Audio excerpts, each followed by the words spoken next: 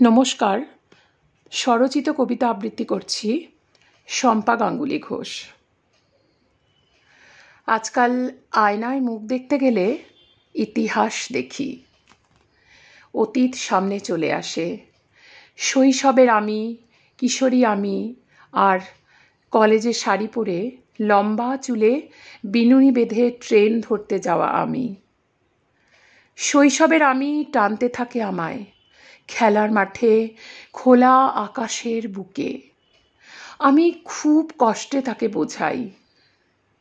তারপরেই কিশোরী আমি হারমোনিয়াম নিয়ে বসতে অনুরোধ করে, প্রিয় গানগুলো একের পর এক গাইতে বলে। তাকে অনেক কষ্টে বিরত করি, সময় নেই। হঠাৎ কলেজ পড়ুয়া আমিকে দেখতে পাই। ভূগোলের ম্যাপ আঁকতে আঁকতে একটু হাসছে আমায় দেখে। বলছে, এত কি ভাবো আজকাল? কৃষ্ণকলি কবিতাটি একটু শোনাও তো। আমি হয়তো এক আধটা লাইন শুরু করি। কালো, তা সে যতই কালো হোক, দেখেছি তার কালো হরিণ চোখ। দেখতে পাই বাবা সামনে বসে শুনছেন।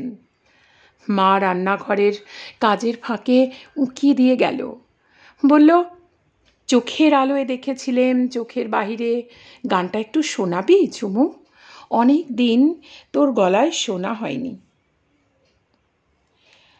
আমি গাইতে গাইতে দেখতে পাই মা বারান্দা ছাড়িয়ে উঠোন পেরিয়ে অনেক দূরে চলে যাচ্ছে, আর পিঠের চুলগুলো হাত খোঁপা করে পিছন ফিরে একটু মুচকি হাসি।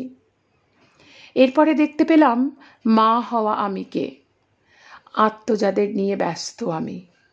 সময় হু হু করে পেরিয়ে যাচ্ছে ওদের সাথে, কারণ দ্বিতীয়বার আমি আমার শৈশবে ঢুকলাম। আয়না হঠাৎ করে বর্তমানে নিয়ে এলো আমায়। চোখের তলায় কালি, চুলে অভিজ্ঞতার সোনালি ছোঁয়ায় আমি নিজেকে পরিপূর্ণ করেছি। 50 কপালের কয়েকটি হালকা রেখাও সঙ্গী আমার। অনেক যন্ত্রণা, অনেক সুখ স্মৃতির সাক্ষী এরা। আয়না, তোমায় কি বলে ধন্যবাদ জানাই। আমারে তুমি অশেষ করেছ, এমনই লীলা তব। ফুরায়ে ফেলে আবার গড়েছ জীবন নব নব।